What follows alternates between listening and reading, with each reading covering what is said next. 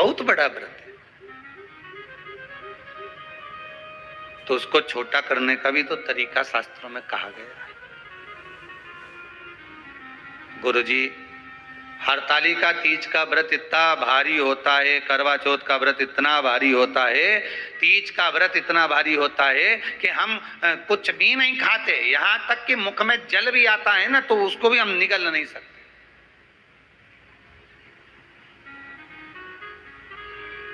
अब इतना भारी व्रत, और शास्त्र कहता है कि हरतालिका तीज का उद्यापन तो पहले होता ही नहीं, एकादशी का तो हो जाता है। और यहां तो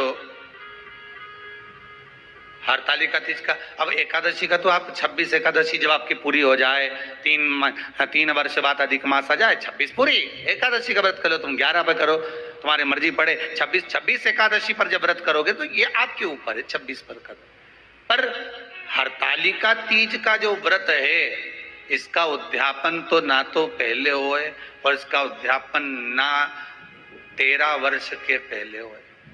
इसका उद्यापन तो जब तक कन्या हो, चाहे स्त्री हो, चाहे नारी हो, चाहे पुरुष हो, हरतालिका तीज का अगर उसको उद्यापन करना है तो 13 वर्ष तक तो आपको व्रत करना ही पड़ेगा, उसके बाद ही इसका उद्यापन होता है।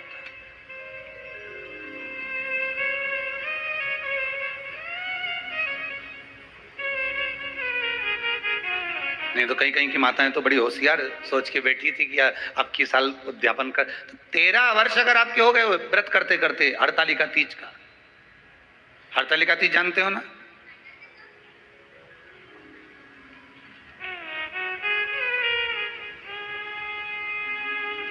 तेरह वर्ष अगर आपके हो गए भगवान की भक्ति को धारण करते करते,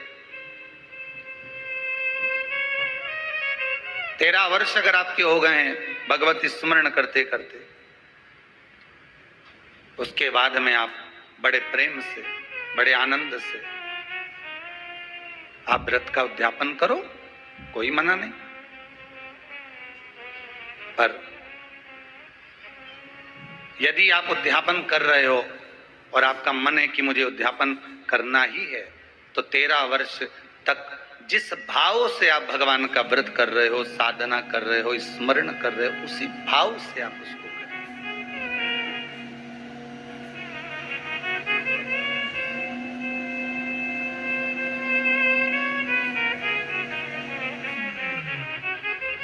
गणेश चतुर्थी के एक दिन पहले आ जाती है, सहज भाषा में समझ लो तीज को, हस्त नक्षत्र तृतीया।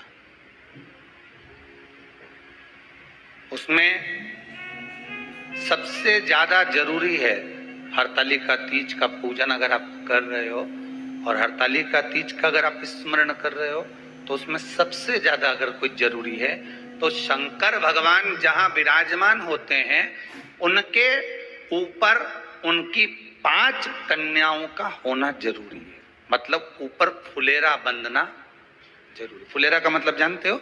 एक जैसे शंकर भगवान नीचे विराजमान है और ऊपर जो जलाधारी बनती है ना, तो जलाधारी की जगह पर शंकर भगवान की हरतालिका तीज के दिन जब नारियां पूजन करती हैं, माताएं पूजन करती हैं, कन्याएं पूजन करती हैं, तो उस पे जलाधारी की जगह फुलेरा बनता है, मतलब फूल की मालाएं उसमें लटका दी जाती है। अब कितनी माला लटकाना चाहिए? प्रयास करना चाहिए कम से कम 5 माला उसमें होना जरूरी है, और 5 से ज्यादा भी लटकाओगे चलेगा, पर 5 से कम नहीं होना चाहिए फुलेरा। 5 कौन कौन है ये? जया, विषहरा, सामरीवारी, दौतली, देव। शंकर भगवान की 5 बेटी। इससे अधिक अगर आप लटका रहे हो तो शंकर भगवान की और भी बेटियों का व्याख्यान है। मनसा है, अशोक सुंदरी है, ये शंकर भगवान की पुत्रियां। नर्मदा जी का स्मरण आ जाता है, नर्मदा है। तो ऐसा बेटियों का तो आप ज्यादा लटकाओगे चले जाएगा, पर कम नहीं। जैसे हरतालिका तीज का जो उद्यापन होता है, उद्यापन में एक सबसे मुख्य चीज क्या होती है कि जो भी आप वस्तु दान दे रहे हैं, जो भी आप वस्तु समर्पित कर रहे हैं, हरतालिका तीज के उद्यापन में जो भी सामग्री आप दे रहे हैं वो 5 होना चाहिए। जैसे फुलेरा का वर्णन किया कि फुलेरा 5 माला से ज्यादा होगा चलेगा, पर 5 से कम, अधिकता में